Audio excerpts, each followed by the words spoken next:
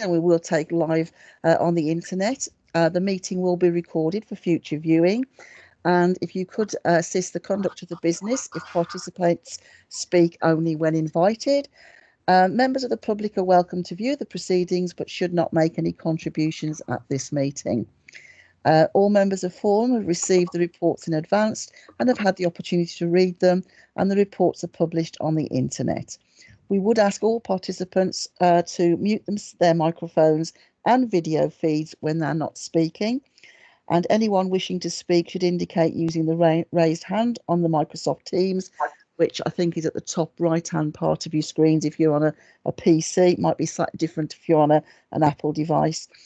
Please remember to unmute your microphone and switch on your video feed when it is your turn to speak, and speak clearly and slowly into your microphone. If you do not have the hand up button, please type your request to speak in the chat function, or alternatively switch your camera on to indicate that you'd like to speak. And then finally, I ask for everyone's patience with us as we use the technology, and I apologise in advance if we have some unforeseen difficulties, which we'll hopefully try and resolve. So so welcome to everybody. So first item on the agenda is then just to do some few introductions, and it's my great pleasure to introduce our new Director of Children's Services, Catherine Driscoll, who is joining us for her first meeting. Welcome to Dudley, Catherine, and specifically welcome to Schools Forum. In view of Catherine's first meeting, we've decided just to change the order of the agenda slightly. So we're going to move item 12, if everybody's happy, to after item 7. So after we've had the head teacher's update, Catherine will then do an introduction to herself and to her role within Dudley. So welcome, Catherine, and we look forward to hearing from you a little bit later on this evening. So I think without any further ado, we'll hand over and we'll start with apologies. Karen. Yes, Chair. We received apologies from Mrs. Mann, Miss Colborne, Mr. McConaughey and Mrs. Howard. And I think we might have one substitute this evening. Yes, Chair. Mr. Durham for Mrs. Howard. Okay. So item 5 then is the approval of the minutes from the last meeting.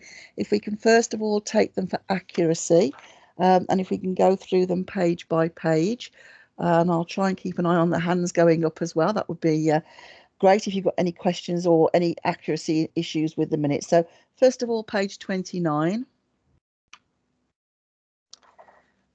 page 30, 31, 32, 33, 34, 35, and there's just a little bit on the end of 36. Okay, so if we can go then back to the beginning and take any matters arising. Karen, do we need to formally accept those then now? That's fine, Chair. Okay. As there's no comments, I'll take those as approved. Okay. So I don't think there'll probably be anything on 29, but is there anything on page 30? If I can start off by saying the first paragraph under 42 will be dealt with under item 11, but I don't know whether there's anything else on page 30 that anybody would like to raise.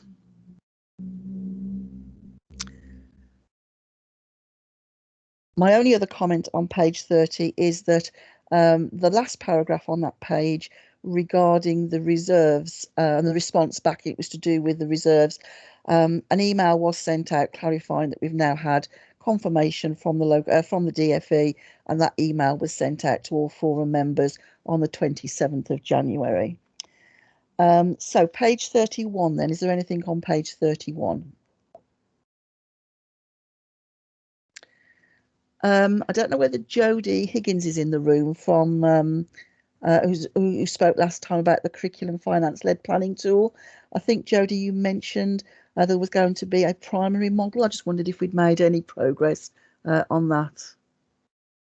Oh, sorry, I've got a hand Yeah, up. good evening. It's actually Joe Higgins here from Dudley. Sorry, Joe. That's no problem at all. No, I mean we are working on that as a trust, but I haven't done any work beyond that. I'm happy to work within the primary network to look at really sharing best practice. I think that's where the item originated when we looked at the secondary curriculum-led financial planning tool.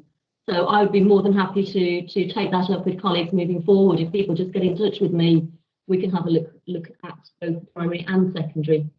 Okay, that's brilliant, Joe. Thank you. I think it came out of your report, didn't it, from the head teachers working party last time. So yes, so if any colleagues would like to get in touch with Joe, secondary or primary, that would be brilliant. Rebecca. I was just asking whether the decision on the unspent reserves was going to be discussed tonight.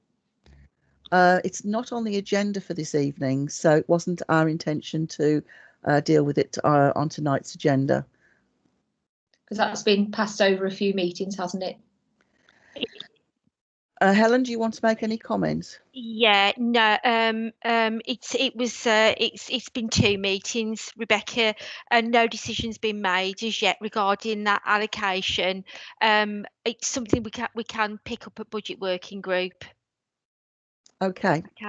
And then it'll come back obviously to the March meeting. That will be fine. Anything else on page 31? Page 32 then.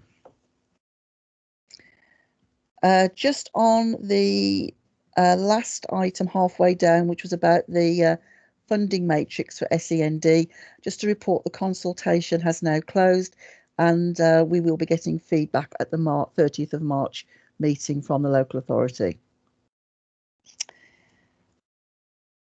Anything else on 32?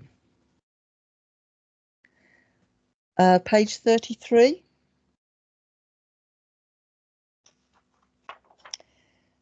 Page 34. So again, the third paragraph, Donna Farnell will be reporting back under item 9 on that particular item. Is there anything else on page 34? Page 35. And that takes us to the end of the minutes. So thank you, everybody.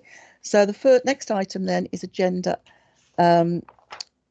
item 7, which is the head teachers consultative group. And I believe that Sarah Riley has given us a report this evening. Yes, Chair, I've got some brief notes here. So budget working group met last week. We began with Jeremy Keeble giving us an update on the education strategy. He reported how pleased he was that many schools and academies were engaging well with the collaborative work across the borough. Work included reflecting on what the post-COVID curriculum might look like for pupils across Dudley.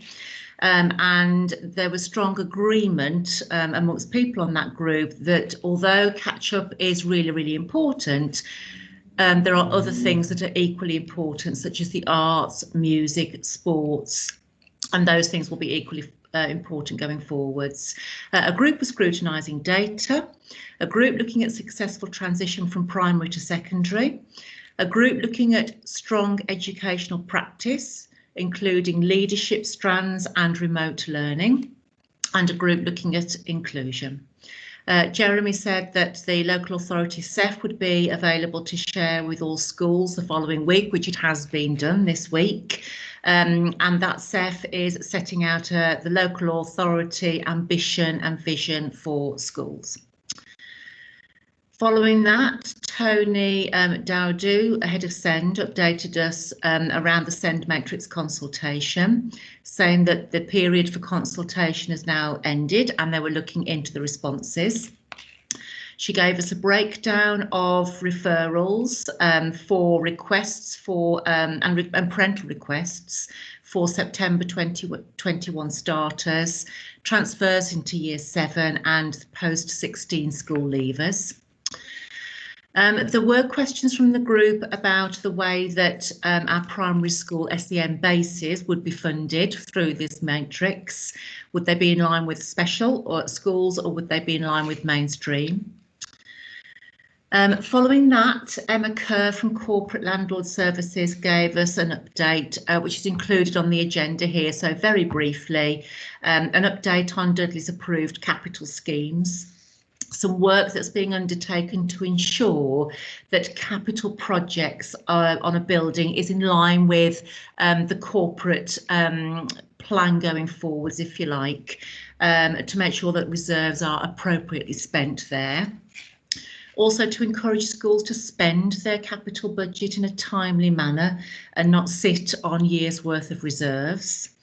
Looking at green energy solutions, and generally a much shrewder approach to spending via the asset decision process and allocation of local authority funds to schools for those things.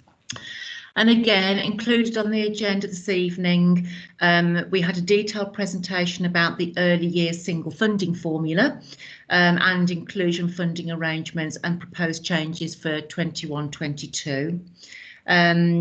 And also just to note that Dudley to date has had a good uptake of early years places compared with national, which is quite pleasing, although still lower than previous years because of COVID. Stacey presented a presentation on the dedicated school grant, which again is incorporated into our agenda this evening. So we went through that documentation. Questions were raised about staff employed by the local authority who are not able to carry out their full roles and responsibilities at the moment because they are not able to do that because of COVID.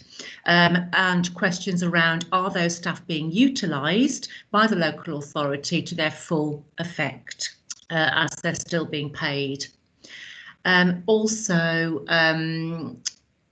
the importance of when we are looking at these proposals and documentations, not just to focus on how the money is spent and what it is spent on, but the impact of that spending and how important it is that as a group of people in budget working group, it's important that we keep our eye on impact, not just what the money is spent on.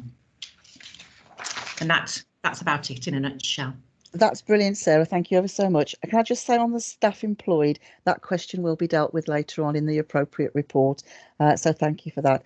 Are there any questions for Sarah? I'm sure there's not, because it was a brilliant report. Thank you, Sarah. So that takes us then to Catherine, and I'll hand over to Catherine to introduce herself. Thank you. Lovely. Thank you. I'll introduce myself, Catherine Driscoll, newly appointed Director of Children's Services. Today is day 7 for me, so I really feel pleased that there's a schools forum so soon into my tenure, because it's a really helpful part of my induction. I've joined Dudley from Worcestershire, so it's very nice to see Tim Reed, who I've worked with in Worcestershire, a friendly face. But actually, I don't need to say that about Dudley. Dudley has given me the most amazingly warm welcome, I have to say, of anywhere I've ever worked. So don't want to count my chickens, day 7, early days, but you know, long may it continue. I really love the privilege in the Director of Children's Services role of working with schools and settings. Really important for us to be working together to support educational outcomes for children and young people. And look forward to coming out to visit you, hopefully, when it feels safe to do so. Much easier in Dudley than Worcestershire. You know, I thought with just over 100 schools, I think I could probably get round within a year, 18 months possibly. So that's my target, to visit every school in the borough if you would welcome me in, and really look forward to working with you. I'll probably be quite quiet tonight, listening and learning, but really happy to take any comments away that you may have. Thank you. Thank you ever so much, Catherine, and again, welcome on behalf of Schools Forum. Is there any initial comments anybody would like to direct towards Catherine, or as I say, I'm sure we're going to be having a lot of engagement going forward, Catherine, and we'll look forward to that. Right, if we could move on to item 8 then, which is the report from the Acting Director on the Schools Forum membership, which I think Helen is going to take. Okay, thank you, Chair. Can I just say that Jeremy just wanted to do a quick piece around just to give an update on the education strategy for Forum. Is that okay? Yes, that's fine. Sorry, that was my fault. Thank you. Sorry, apologies, Jeremy. It's not a problem, Chair. I'm fine. Right, good evening, everybody. I'm going to pick up from where Sarah introduced some of this, because we did obviously do a similar presentation at Budget Working Group last week, but I can just give a little bit of an update. I mean, as Sarah quite rightly said, what we're trying to do now is work very collaboratively with schools and academy trusts and work together in genuine partnership. And like Sarah, I'm very pleased the way that's really picked up momentum since last summer, and I feel we've got a lot of shared working which brings capacity into the schools and the academies and into the local authority, as well as expertise. And I'll just give you a quick update. We've actually now got 6 working groups which work in partnership between the local authority, academies, MAT, CEOs, various different memberships. Some of them are virtual schools join, some of them are EPs join, and so on. So the first one that, again, Sarah mentions, the post-COVID curriculum. We're actually met this morning and started to take that forward a little bit. And we're going to do a piece of work that puts something in the bulletin this Friday to share the work that we're doing with other schools. I think it's really important that we cascade what we're doing. We talked about the expectations of Ofsted when they start visiting. We actually had one of our primary schools had a monitoring visit, a proper Ofsted monitoring visit at Section 8 last Thursday, an HMI +1 going in and doing a visit. It wasn't a interim visit, it was an actual monitoring visit, and we learned quite a lot about that and the direction of travel. And there are themes coming through from Ofsted. I won't go into a vast amount of detail, but building on that, a lot of our schools this morning were talking about oracy and reading and the key skills, getting the children re-engaged when they go back into school from next week. Although, to be fair, you know, special school heads, we've got a couple on the call here, you know, irks once or twice our special school heads when they talk about children going back from next week, because some of our special schools have had 80% of their children in for a number of weeks now, so it's not exactly a return for them. But obviously we're looking at the curriculum with special schools as well. There's a second group that's looking at data, and what we're looking at really, that group's, just because of the way it's formed, it's mainly people from the primary sector. So we've agreed this afternoon when that group met to do a kind of a return. Obviously we can't demand that schools send the data into the local authority, but heads were saying to us, if we can agree a small data set that all primary schools send their data in when they start to benchmark and baseline again when the children come back, then that will be helpful to primaries across the borough, because we can do a kind of a borough benchmarking, a borough average in some of these areas. So for primary heads on the call, we're going to get some comms out to you in the next day or so, and we're looking to get that data in the week beginning the 22nd, so we can baseline children in key areas like phonics and reading and things like that before the Easter break. And that will be useful, I think, going forward as a borough. But as I said, the collaborative element of that is actually coming to us now from, there's a couple of CEOs on that group and primary heads who were saying that was useful for them. So hopefully you'll support us with that. Group 3 is looking at transition, which is clearly an issue for some of our children, particularly going into secondary from primary, because we've got a year 6 cohort that haven't been in school much at all in the last year or so, and they've got to be school readied for the important transition into year 7. So there's a lot of work around that. At this stage, we're looking at things like common transition booklets to make it easier for families as well as primary schools and secondary schools. We're looking at possibly whether or not we can do some virtual tours, whether we can actually use video, whether we can get photos onto school websites. I know some of you have already got that, but for particularly some of our SEN children who might need longer to transition and aren't going to actually get the chance to walk around their new school 2, 3, 4 times, maybe being able to return to a video that they can just get used to the layout of the school. It's not quite the same in terms of echoey spaces and smells and so on, but it will give them a bit of a more fluid transition. So there's a piece of work there. The fourth group was initially around sharing good practice, but as that becomes a theme across lots of the other groups, what that group is focusing in on, and again, we're talking about this almost on a daily basis. These groups meet probably every couple of weeks. What that's honing in now on is skills around middle leadership in schools, sharing good practice, generic skill sets that we can share. And a lot of our MATs are wanting to work with us. We've got an academy trust who is happy to support with us some of that middle leader training. So that's another real positive. The fifth group was really set up to promote remote learning. And a couple of weeks before the half term, they did, I suppose, an end of day twilight session, 4 o'clock on 2 days in the same week, sharing good practice. 3 heads were happy to share. In fact, 2 heads and a deputy CEO from one of our MATs was able to share and willing to share best practice in remote learning that were going on in their schools, and that was really well received. I think we probably had 40 or 50 people on the 2 calls across the 2. But obviously moving forwards, remote learning will hopefully change slightly. A lot of schools are starting at the moment to catalogue some of the lessons that they've delivered remotely.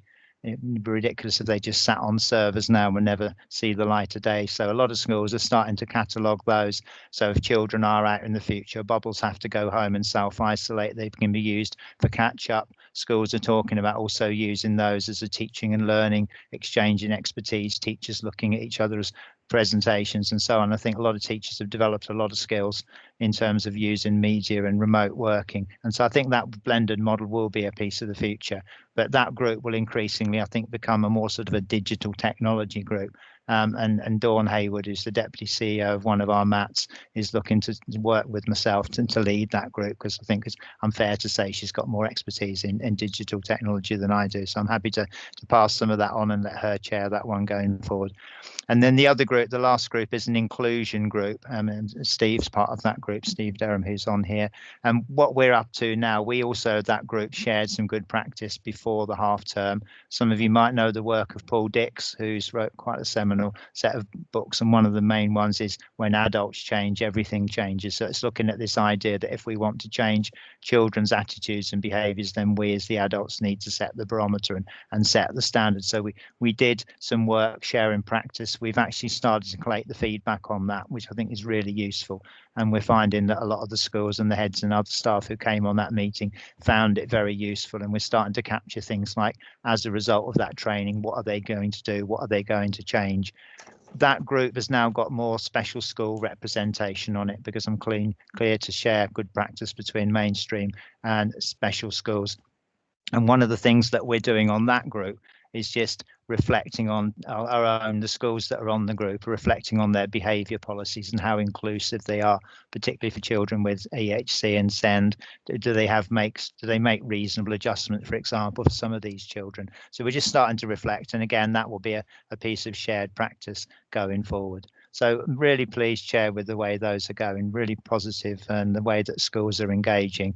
We set out before Christmas, I think people have heard me say this, with the aim to have a teaching and learning group. And if you'd have asked me last week before we broke up for Christmas, if I'd have got 6 heads who were happy to engage on that, I'd have been quite happy. But we've now got probably pushing 35, 40 heads who involved, and some of them sit on 2 or 3 different groups, and it's growing every day. And it's nice, as I said earlier, to see our EPs and our SEN team. Tony comes on to one of the groups. I think you come on to 2, don't you, Tony? We've got a couple of our EPs come on, the head of our virtual school. So it's turning into a really big project for Dudley. So I just wanted to share that with you and thank the heads on the call for their continued support and collaboration, because it's a 2-way street and it wouldn't work if people didn't buy into it. Thank you, Chair. Thank you, Chair. Jeremy. Any comments or questions for Jeremy? Okay, now over to Helen then. Apologies for missing you off, Jeremy. Helen, item 8. Okay, thank you. Thanks, Chair. Okay, I'm not going to go into too much detail because I'm presuming everybody's read this report. It's just really to update members that we've got an election taking place, and we'll be receiving the report at the end of March, so the schools forum at the end of March, which will detail the results. And again, it's just to remind forum that the positions up for election are in section 8. So we've got 4 areas there. They're detailed in the report on page 2 of the report. So really, that's all I'm going to really say, because as I said, I'm just going to take it that Forum have read the report. Okay, thank you very much, Helen. Any questions for Helen on that particular item? Right, moving on then to item 9, which is our early years single funding formula, and invite Donna and Laura to present the information for us and the report. Thank you, Chair. Thank you for inviting me to present this report. This is about our school for early years funding arrangements through the single funding formula and the changes that we're proposing for the 21-22 year. I won't read every single line, but things I just need you to be aware of. Started back in November 20 when government announced through the Chancellor of Exchequer that the spending review allocation to local authorities would be increasing to £44 million nationally in the 21-22 year, and that therefore made us have an allocation of an increase to the local authority through the early years block from our current rate, which is £4.38 to £4.44 an hour, and that means that the 3 and 4 year old rate, which is our universal and 30-hour entitlement, will increase by 6p an hour to £4.14 an hour. And outside of this is also an increase of 8p to the 2 year old entitlement, which is a targeted offer, and the new rate becomes £5.40 an hour. There is a requirement from the DFE that at least 95% of our early years funding that we receive into the local authority is allocated directly back to the provider. And I think we're actually doing a little bit more than that, but Laura can confirm that. The early years provision is based, single funding formula is based on an hourly rate across all types of early years provision. So in the private, voluntary and independent sector, including childminders and school-based provision. We have to include a 10% maximum of the total funding allocated to supplementary factors, but Dudley only uses the deprivation factor. We don't use sparsity, rurality, flexibility, efficiency, or additional 15 hours. We felt it was better to get a higher base rate by keeping to one mandatory factor. As I said, in light of that increased funding, we're going to be funding childminders, maintained nursery classes, the private, voluntary and independent sector, the same basic hourly rate, and as already said, 6p on the 3 and 4 year olds and 8p to the 2 year olds. So all of the providers will receive £4.14 an hour as from April. Laura, do you just want to pick up? Of course. So Donna mentioned the pass-through rate, so maybe if I start with that. Obviously the aim and what we're sort of conditioned by via the ESFA is to pass through the 95%. The early estimates are basically stating that we will pass through around 97%. And the other 5% we are allowed to retain centrally. So based on the report that Stacey will present later, what you'll see there is that we're actually proposing to retain 3%. So we're well within that target. So that's the first thing to note there. What we want to do is we want to maintain the current methodology around deprivation, which Donna's just referred to. And we also want to maintain the current allocation of £120,000 for our early years inclusion funding for emerging and lower level needs. We want to maintain the existing funding levels that you'll see at Appendix A. Now, we have got a contingency budget for payments to 2, 3 and 4-year-olds, and we want to maintain a contingency budget going forward to next financial year. And the main reason for that is because of this issue around the lagged funding approach, which means that the way the ESFA provide us with the funding is that we won't get our final early years block for next financial year until July 2022. So you can appreciate it's very difficult to forecast and project. Also, we want to ensure that we have enough funds on a termly basis to pay our providers. So the contingency budget is utilised for that purpose also. So based on our estimates, and to passport the whole 6p across the additional increase to allow for £4.14 an hour, what that will do is it will leave us with a contingency budget of 843,000. Now, under the current circumstances around COVID and the pandemic, we feel that that is appropriate, and we feel that that is required for next financial year, in line roughly with what we've done for 2021. Okay, Donna. Thank you, Laura. Just then picking up on a stakeholder consultation about those funding rates, we've actually extended the date to Monday the 8th of March. As of today, there's only been 2 responses received, so we're hoping that we'll get some more. Both are in agreement of the rates that we propose, which is good. Obviously, we do have one maintained nursery school in the borough, and the government have committed to that longer term funding, and so that remains unchanged. And I thought it pertinent to start to talk about the impact of COVID. As Laura said, trying to forecast budgets this year has been extremely difficult because we've been in exceptional times, and the government have introduced different layers of funding throughout the last 3 terms, and particularly since April. They did make some effort to support our private and voluntary sector in the summer term, so they asked us to fund them as if they were all open to all of their usual children, whether they were open or not, which effectively meant that we were bulk buying places across summer term, which enabled them to stay open and be sustainable.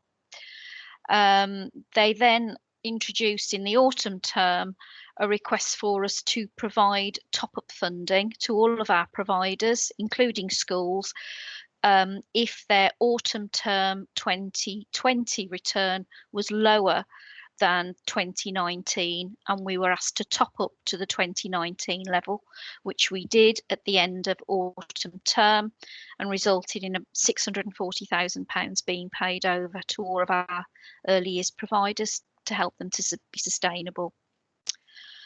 In December, the DFE advised that they would then return to the usual way of funding places for spring term 2021, where we are now.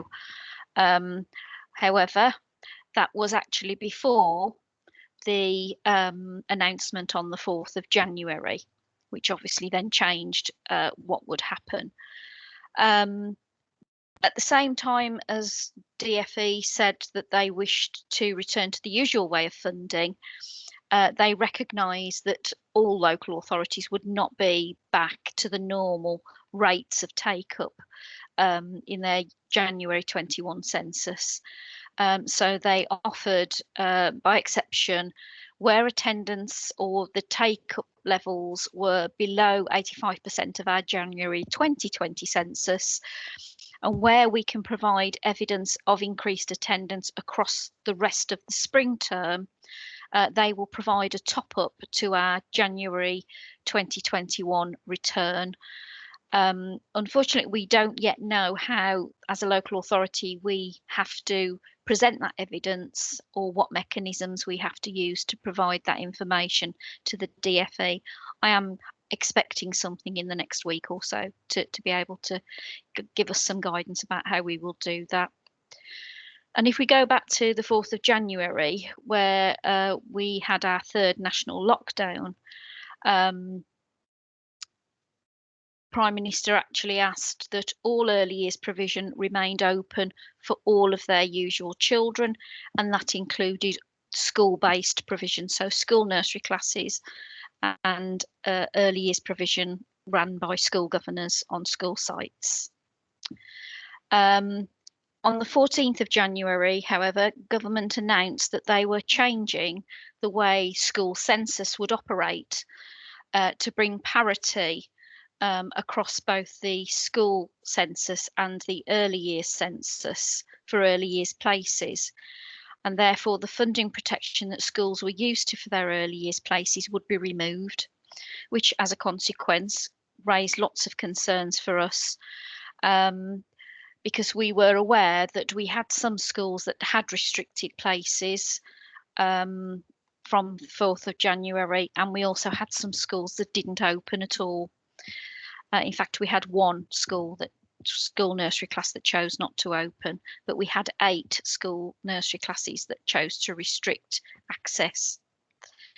The change to the guidance made it clear that the following circumstances places would be funded if pupils were or children were absent because they were self-isolating, if the child's parents chose to keep them away because of their concerns around safety, or the provision had to temporarily close or be partly closed due to circumstances such as staff infection or isolation.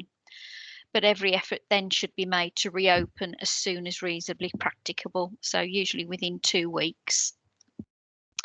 They also advise that schools should not record children who are not attending and record them as 0, so they would not receive funding if they had chosen to close their provision or they restricted access to key worker or vulnerable children. So obviously that has impacted on the amount of funding that will come into the local authority through the early years block of the DSG. But I can state that current take-up is lower than last year, but only around 5%, which is pretty good going. And as of last Thursday, as reported to the weekly DFE early years data return, 92% of settings, including school nurseries, were fully open, which is pretty good. Laura, do you want to pick up on the last point? Yeah, sure. I mean, what we want to do today is to just flag the risk with Schools Forum, because we've never been in this position at this point in the financial year where we have no idea at all how we will outturn on the early years block.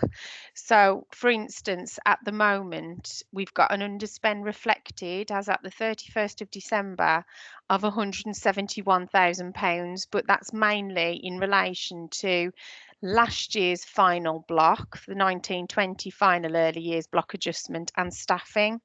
So the forecast in relation to the payments that Donna's referring to in relation to COVID, we're currently assuming a break-even position.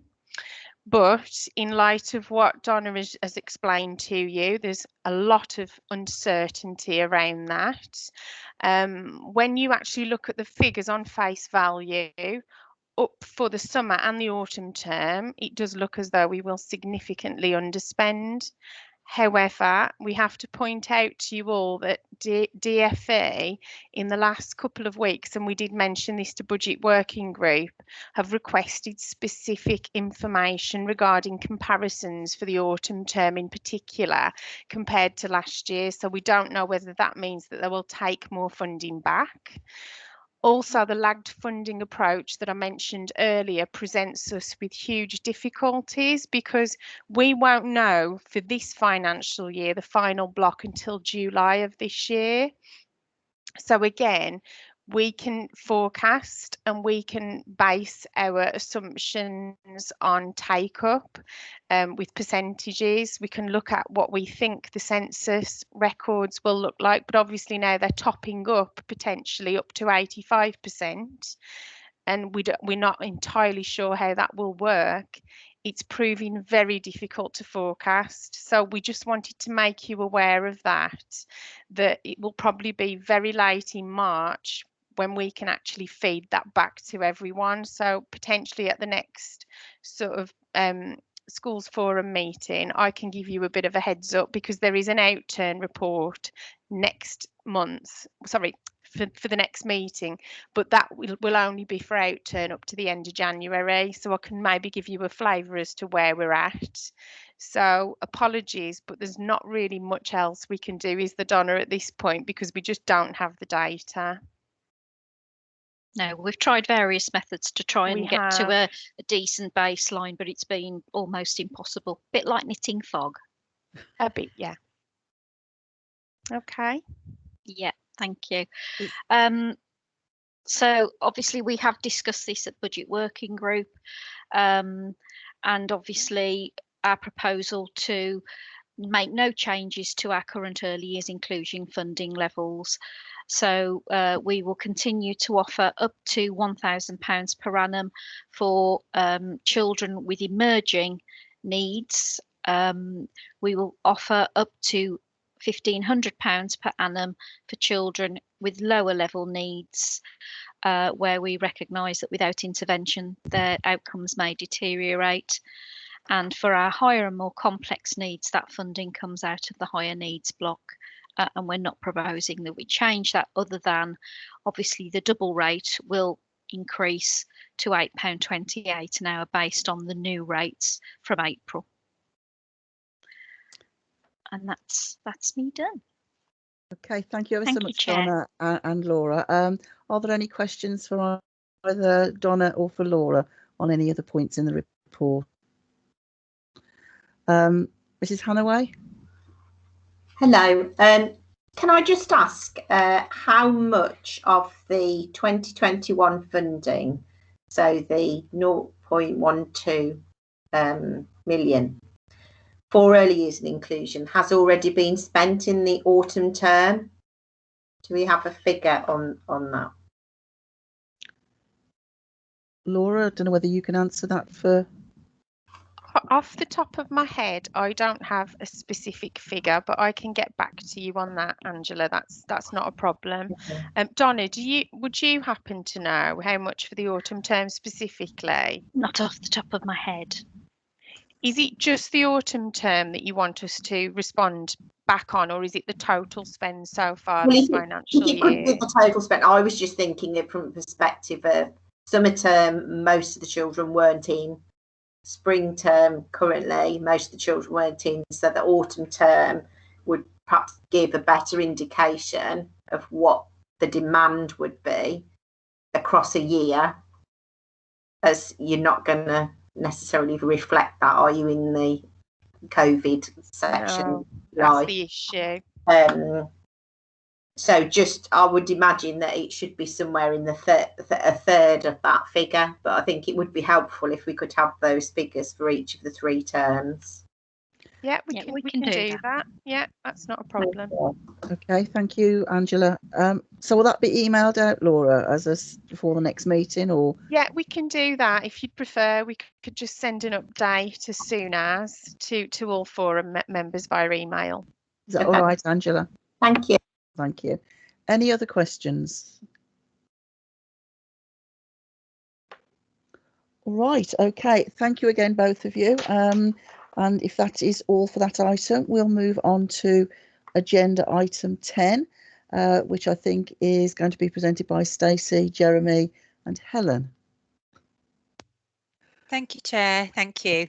Okay, then, so it's going to be a bit of a sort of a team effort on this one. So I'll just talk through the report in terms of how it's laid out and the financial information, and then I'll hand over to Jeremy and Helen just to go through any questions and queries around the appendices, and then we'll go to a vote. This report is for Schools Forum to consider and approve the local authorities' requests in respect of those centrally retained expenditure items which will be met from the dedicated schools grant for 21-22. First of all, on page 14, I just want to make a note to members that under item bullet point 3 there, under item 4, I just need to note there that shouldn't say approve the items in table 3. They were actually approved at the meeting of Forum on the 17th of November. So it's just for Forum to note that these are the budgetary amounts that have been set aside in those table 3. However, we do need to approve line by line everything that's in table 1 and table 2, and that's set out sort of in the regulations, and also in Appendix 1, which sets out the different requirements that Schools Forum have for those approvals. As on page 15, as Laura mentioned, we have to ensure that even though with the table 1 items, there's no restriction on values for those budgets, we do have to ensure where they relate to the early years budgets that we do achieve that pass-through rate of 95%. And as we already know, we've achieved that for this year, and we're on target to achieve that for this new year's budget in 21-22. So on pages sort of 15 and 16, we set out all the individual items that we're proposing that you guys need to approve line by line, where there's no restriction on value. Then I'm just going to pick up a couple of the changes just to make you aware. So in terms of the early years foundation stage advice, we have increased the budget there by about 16k, and that's really around staffing changes within the team and mainly incremental drift. So it's just to point that out to you.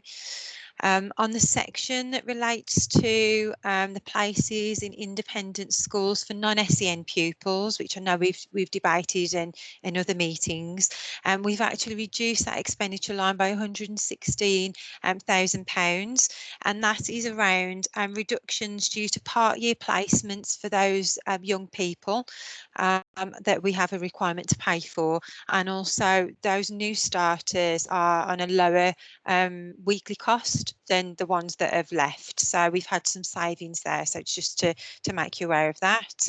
The admissions line has changed just very slightly by a couple of £1,000s. And what we've also done is we've taken the opportunity to reduce the servicing of Schools Forum budget, which was originally 13,000. I think that it's been that for many, many years. And we've taken that down to a more realistic value of about £7,000. So it's just to make you aware of that. So that's everything on table 1. On table 2, we have all of the items that are restricted. They're cash limited to those values that we agreed for the 2021 budgets, and we will talk through line by line on those, but they're all the same as last year. And as I say, we'll go into the appendices in a moment, and we'll talk through the detail with Jeremy. But taking you over into page 18, just to point out to you that the budget values are there on table 3 for the de-delegated services which were approved. And I just want to point out to you that with regards to the risk protection agreement, it's the first year that we've got that for the full financial year. The ESFA have confirmed that they will be calculating those budget allocations themselves, and they'll be reporting that back to local authorities for us to do the adjustments once they have calculated both academies and maintained schools. So that's new information, so I just wanted to make you aware of that really.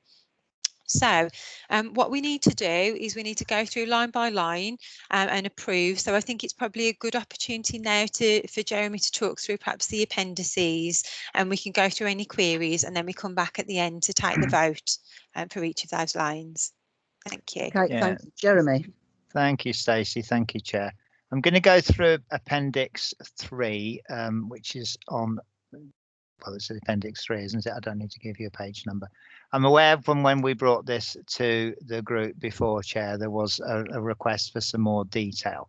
So I'm just going to flick through and do some of the details. So obviously, Astley Burf, our outdoor adventure provision, that's been closed due to COVID restrictions, but we did do some checks further to budget working group, and all the staff there have been ably employed in terms of maintenance and maintaining the facility. So obviously there have been no children accessing it, but the salaries of those staff have needed to be paid obviously we're waiting on advice from the government as to when we'll be able to get the provision open again. Obviously keen to do so, but the investment has been there in terms of making sure the provision is in a state where it can reopen, and all these provisions do need quite a lot of maintenance, and not least keeping the grass cut and the fences painted and all those kinds of things. So the staff have been working actively on that. Number 2 is the staying safe on school trips. Now, this is something that we do need to return to. I did some work with Mike Morton a few months ago before Christmas.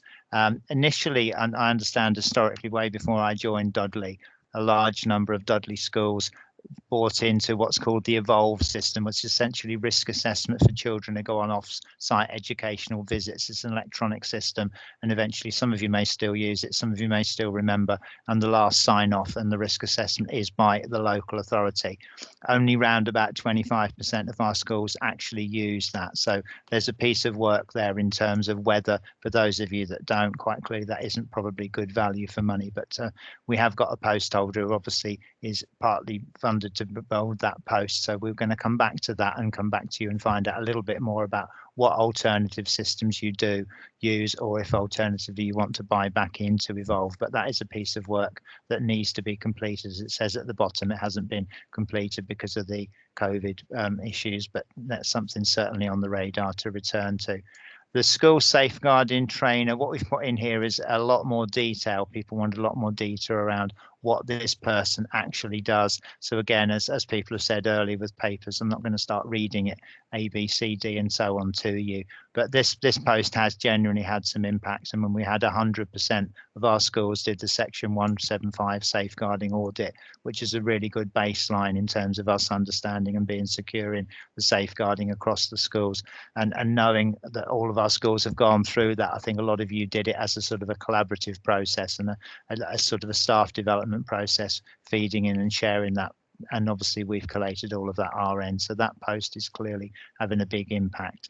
The place planning support officer, again, there's a lot of detail there, but the person concerned does a lot of work in terms of academisation. So those of you who are in academy trusts, you know, this person will have been involved in terms of the processes that need to be completed and the various forms that need to be completed, the returns. A lot of the place planning that we've done this year, and I've talked to you in previous meetings when I've talked about education update and strategy about the place planning processes.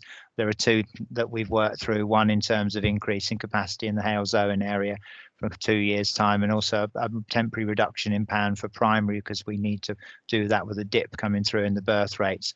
And that's been done really openly and transparently, and the post holder has been, well, I won't name who he is, but you know who he is, presented that data, and all of the heads in township groups had an opportunity to engage with that process and see the trends coming through, and that was a really effective piece of work. So I think the impact there is strong.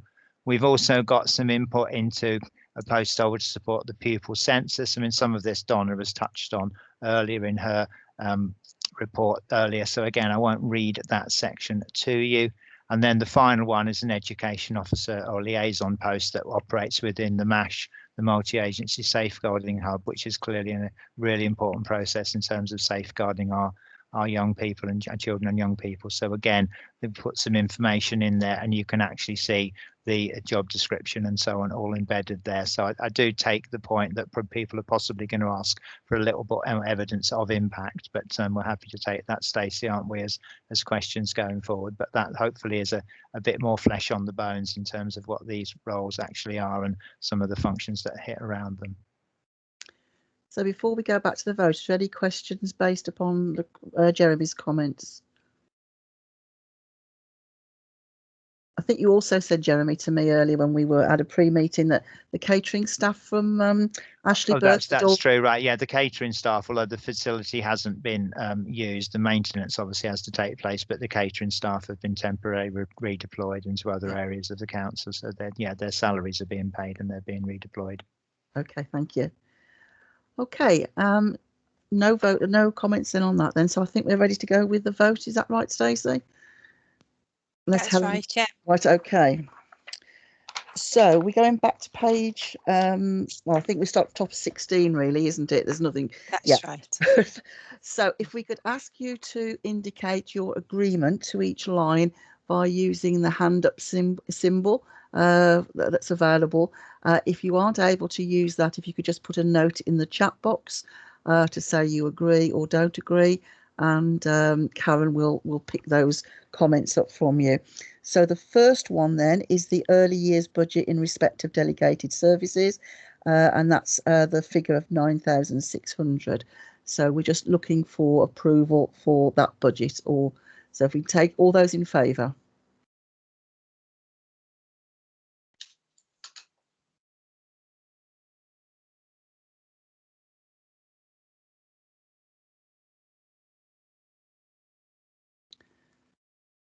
Have you got those figures, Karen? There's still some more coming through.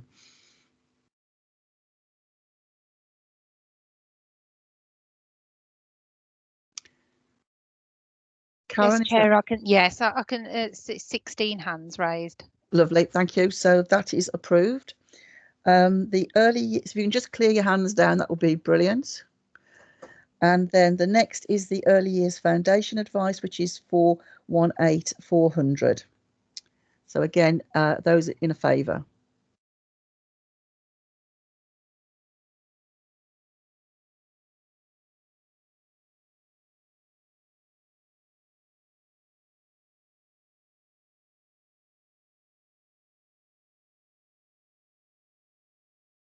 Is that all right, Yep. Karen? Yep, Chair, that's 17. Sorry, I should have asked on the previous. Were there any against, or are there any against on the second item? You just wanted to clear your hands.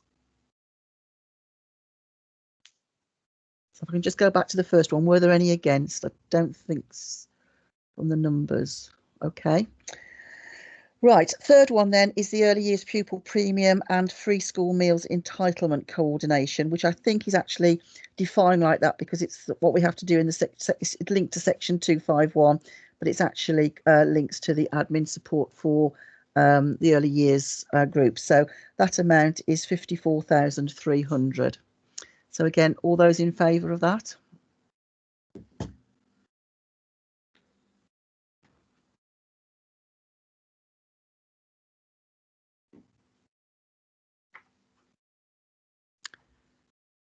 Yes, Chair, 17 approved.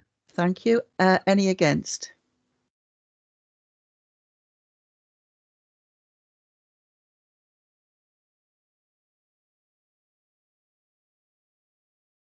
Okay, Chair, 3 against.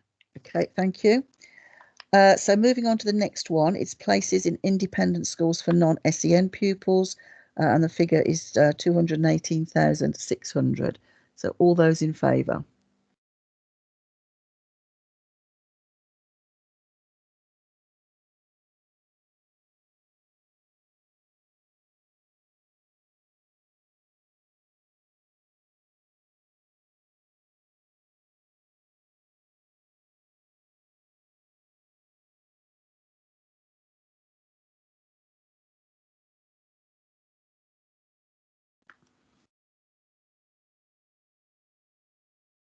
Okay, Chair, 16 approved. Okay, if you can just clear your hands. Any against?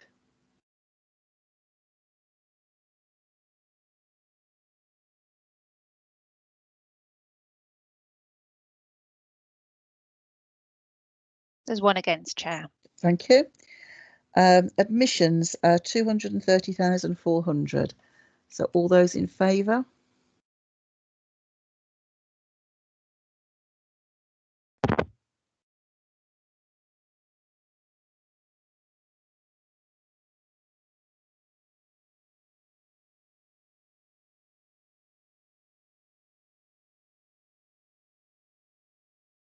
$16 approved, Chair. Thank you. And then those against?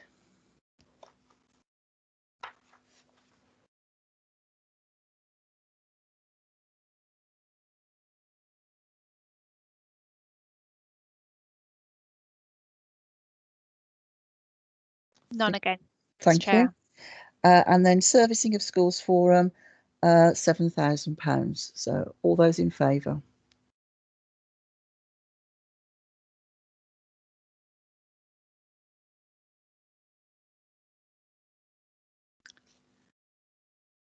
17 approved, Chair. Thank you. And any against?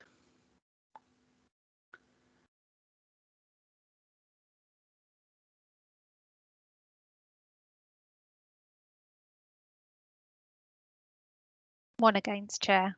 Thank you.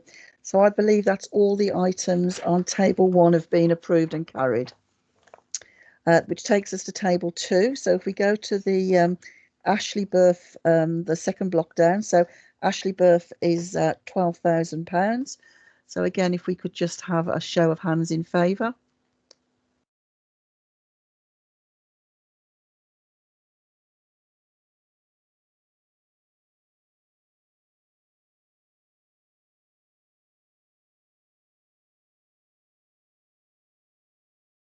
Seventeen approved, Chair. Thank you. Are there any against?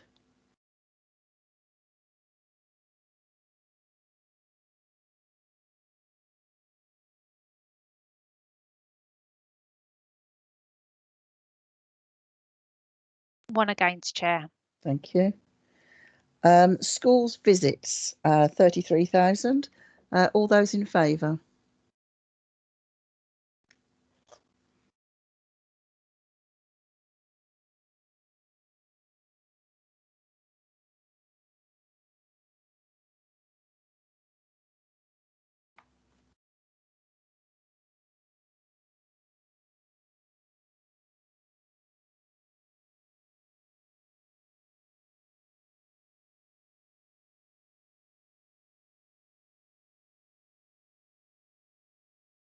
Seventeen approved, Chair. Thank you.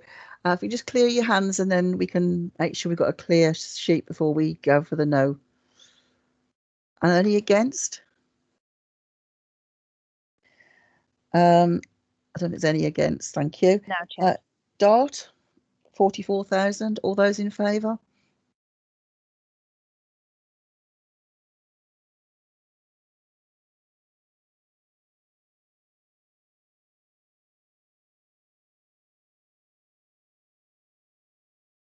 Seventeen approved, Chair.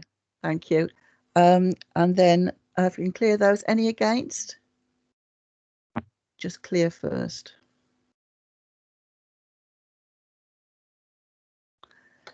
Okay, place planning, 40,000. All those in favour?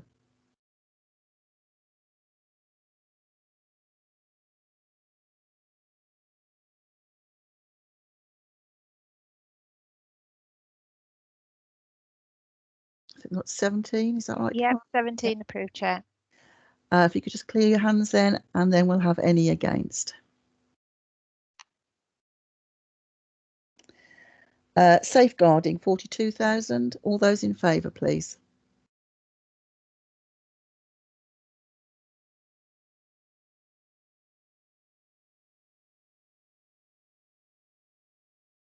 Seventeen again. 17, yes, Chair. And if you could clear, and then we'll have any against.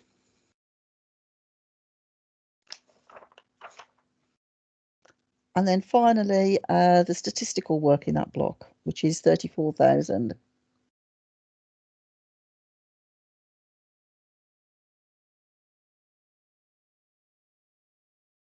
$17, Karen? Yes, Chair, yes. And if you clear your votes, and then any against.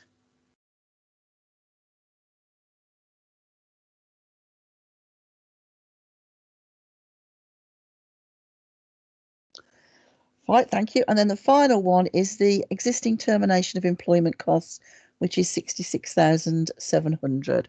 So all those in favour?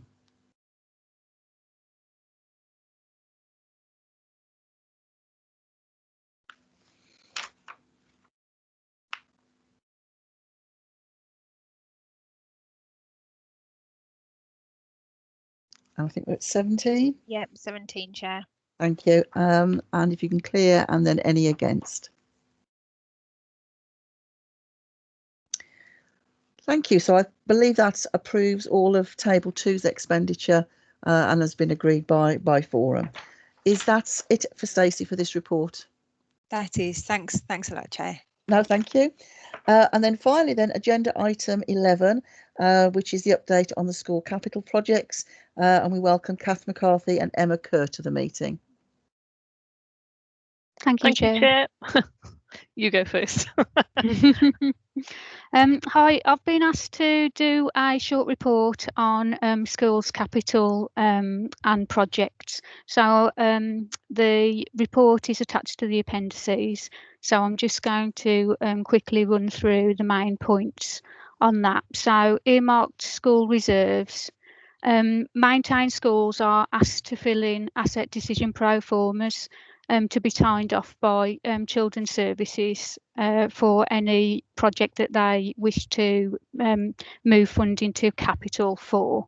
And we've changed slightly how we're doing this to ensure consistency and a bit more scrutiny on school spend and what they're looking to put this money towards. So we're really looking to scrutinise more specific projects and how they fit in within the larger strategic plan for Children's Services and for the council overall. So rather than it just being a school sort of initiative on how they wanted to spend that money and how they want to move forward, that it actually fits in to the strategic overall plan of Children's Services. And we're also, and that includes sign off by the Director of Children's Services to ensure that they're endorsing those projects at a strategic level, but also ensuring that those projects are carried out on a timely basis, rather than funds being transferred into a capital project and then sitting unspent for a number of years, which you know has been a bit of a problem previously. So we're looking to say, so the schools, we're looking to say, what projects do you want to move forward with? Yet we think they're viable and we endorse those moving forward, but also what timescales are you looking to carry this work out in? And we'll be checking and updating those timescales to ensure that you're meeting those. And again, that the money's not sitting in transferred pots for a large amount of time. So on the appendices, table 1 for earmarked school reserves still shows that we've still £2.4 million sitting unspent within capital projects, and that is scrutinised at cabinet level regularly to why that money's still sitting on there and it hasn't been spent. So we're just looking to really tighten up on how we use that process and how we move forward with schools to ensure that that money spent on the pupils that are in there at the time when the money's been granted, and that's spent appropriately. So that's a sort of quick take on how we're looking to move forward with the IDP submissions. Just a note on that, they can be submitted at any point within the financial year, but if you're looking to transfer that money over into the next financial year, then there's now a cut-off date for the 1st of December for those IDPs to be sent over to us to ensure that colleagues have got an appropriate time to review your projects and sign them off before financial close down. So that's just something that needs to be picked up moving forward. And if they are submitted after December, then they'll have to be picked up in the next financial year. So really, we're kind of trying to say that we don't want you moving money forward unless you're really saving for a larger scale scheme that you can't pay for in one foul swoop, that you need to sort of put your IDP in and move money forward to financial year. So that's a quick update on the IDPs. So then moving on to school condition allocation. Hopefully most colleagues will be aware that we use a clear and transparent way of scoring the money that comes through the school condition allocations, and that's through the AMP scoring matrix, which is a matrix scoring led system where each school gives their top 1 building priority every year, and it's scored through the matrix in a clear and transparent fashion to ensure that we're addressing the school's issues with the most condition problems.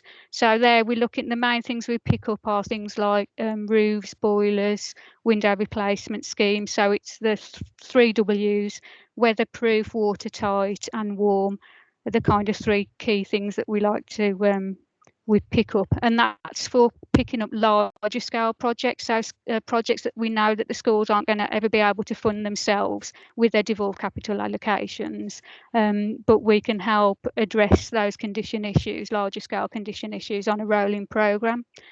Every school that scores above the affordability line is also asked to contribute their 1 year's devolved capital to the project, which is generally quite a small take on the whole project overall, but that allows us to do an additional couple of projects. And it also says, we're willing to commit this sort of money to your project, are you willing to commit your devolved capital? So we find that's a really useful tool. So if we're looking at the table 2 about the schools condition allocation funds, we're still awaiting 2021 allocations, but we did actually have 2 allocations in 2021. So we have allocated the 1.8 million towards the projects moving forward. But the additional money that came through, we're looking to roll that forward onto next year's allocations, the 21-22 allocations, and we'll pick up the additional spend then. And that's really my take on that report. So I don't know if any, Kath's got anything that you want to pick up additional to that. No, I think you've covered that fairly well, Emma. So if there's any questions that anybody wants to ask, I can pick up on those. Please don't have any.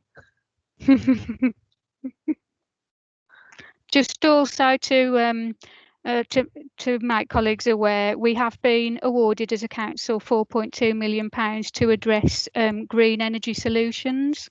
And this is still waiting formal sign-off at the moment, but it's really good news because 9 of our maintained schools were identified on that bid, and we have been successful. So in the next sort of few months, we'll be contacting those schools and talking about the possibility of using green solutions for boiler schemes, also reducing their lighting by putting LED lighting in, and the possibility of solar panels. So that's some really good news for moving forward with green energy and addressing carbon emergency.